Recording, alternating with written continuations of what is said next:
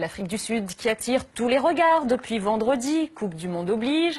Ce n'est pas de football dont nous allons vous parler, mais d'un phénomène qui a de quoi surprendre, voire choquer. Il n'y a pas si longtemps là-bas, les Noirs et les Blancs ne se mélangeaient pas. C'était la loi, le racisme faisait partie de la politique de l'État. Les Blancs possédaient tout, tandis que les Noirs étaient à leur service. Aujourd'hui, les choses ont changé grâce à ce qu'on appelle l'affirmative action, la discrimination positive, une autre loi qui veut qu'à diplôme égal, un noir a toujours l'avantage sur un blanc et encore plus s'il s'agit d'une femme. Certes, les blancs possèdent encore 80% des richesses du pays, mais depuis quelques années, certains ont beaucoup de mal à trouver un travail. On voit même apparaître des bidonvilles de blancs qui vivent dans la misère et qui dénoncent une apartheid à l'envers pendant qu'une nouvelle bourgeoisie noire mène grand train. La discrimination anti-blanc, c'est un reportage de Zoé de Bussière pour Cargo Culte Productions. Il y a quelques années, en Afrique du Sud, cette scène aurait été impensable. Bonjour monsieur, est-ce que vous auriez quelque chose à me donner? Merci. Une femme blanche qui mendie, des noirs qui lui donnent quelques fruits et un peu de monnaie. Merci.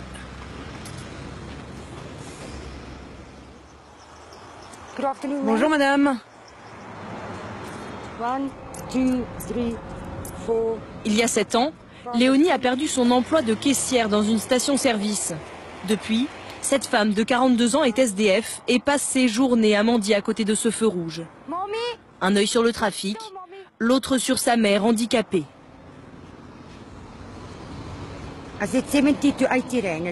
Je me fais 7 à 8 euros par jour. Ce n'est pas assez pour survivre, mais c'est mieux que rien. Je vis sans eau, sans électricité, j'habite dans un bidonville et ils nous ont tout coupé. Comme Léonie, en Afrique du Sud, de plus en plus de Blancs se retrouvent à la rue, alors que pendant de nombreuses années, ils régnaient en maître sur le pays. Des panneaux qui indiquent les endroits réservés aux Blancs, où les Noirs n'ont pas le droit d'aller.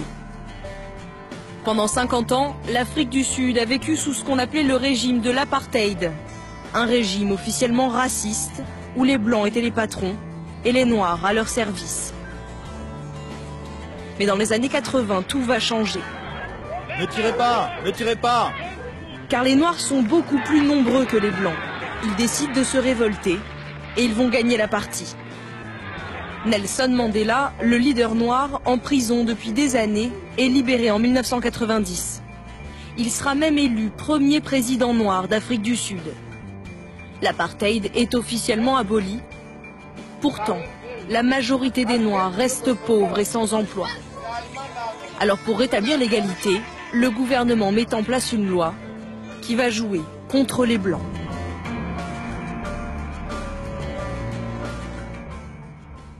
Dans cette ancienne ville minière, près de Johannesburg, les Blancs habitent désormais dans les mêmes quartiers populaires que les Noirs.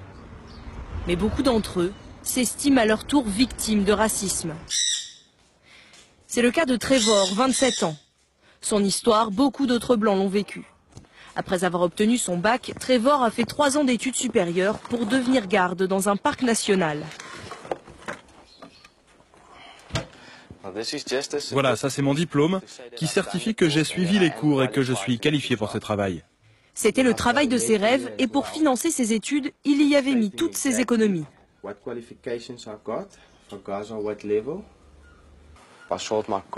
J'ai vendu ma voiture, mon ordinateur et la plupart de mes biens pour payer ces cours.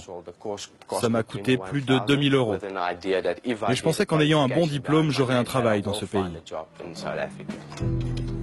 Mais du travail, il n'en trouve pas à cause de sa couleur de peau.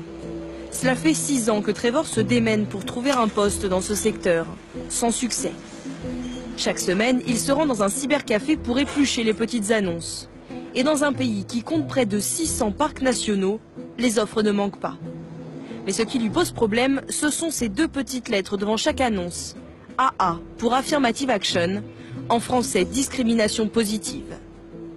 Toutes les offres d'emploi qui portent ce sigle sont réservées en priorité aux Noirs et aux Métis. Trevor a repéré une annonce qui l'intéresse, mais pour décrocher ce job-là, il vaut mieux ne pas être blanc.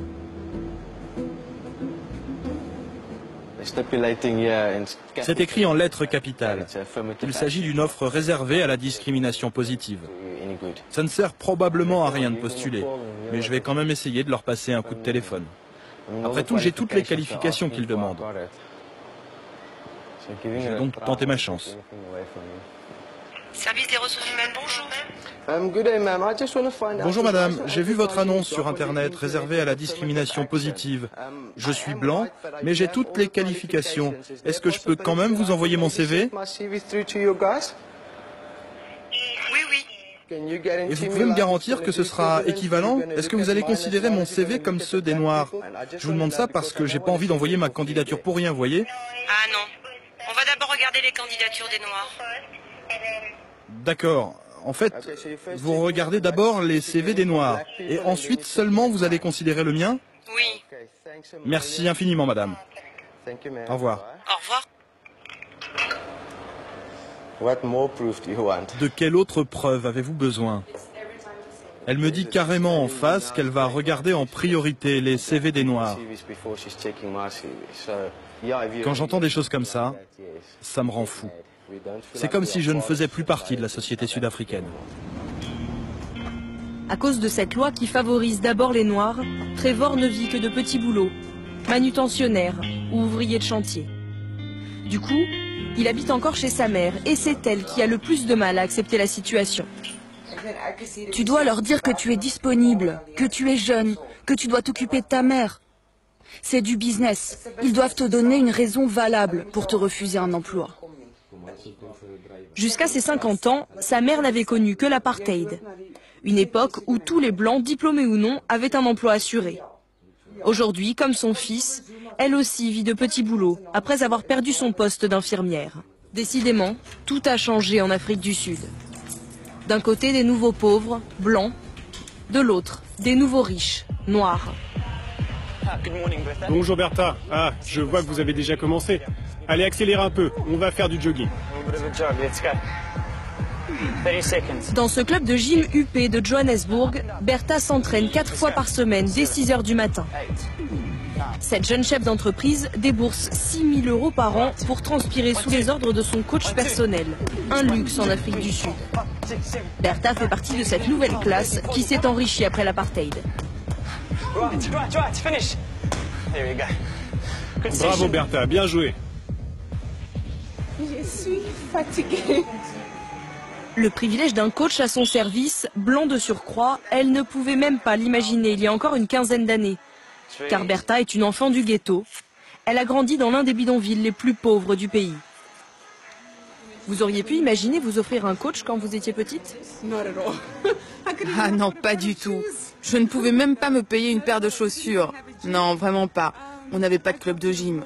J'ai grandi dans un bidonville avec une seule rue, pas de lumière. Alors un club de gym, je ne savais même pas que ça existait. Si Bertha a aujourd'hui les moyens de s'offrir ce genre de service, c'est qu'elle a bénéficié des lois de discrimination en faveur des Noirs.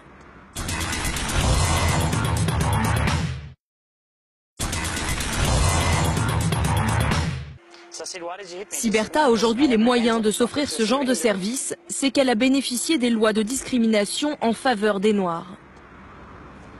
En plein cœur du quartier d'affaires de Johannesburg, elle dirige une petite entreprise de communication qui emploie 6 personnes.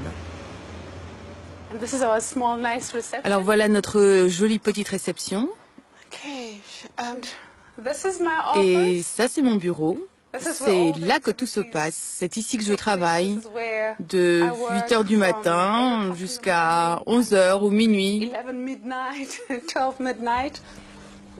Ce qui l'a aussi aidé, c'est que sa société n'emploie pratiquement que des salariés noirs ou métis. Et ça lui amène automatiquement de nouveaux contrats. Car ses clients sont incités financièrement par l'État à travailler avec des entreprises comme la sienne, dirigées par des Noirs. C'est la loi. Et pour elle, il n'y a là rien de choquant.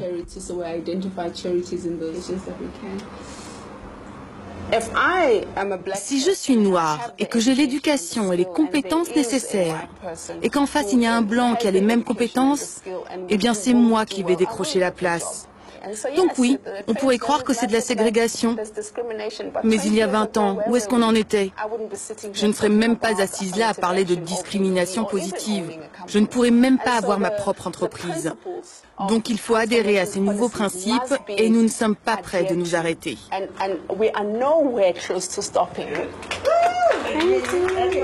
Ouais, faut que ça change. Et on veut du change aussi, de l'argent.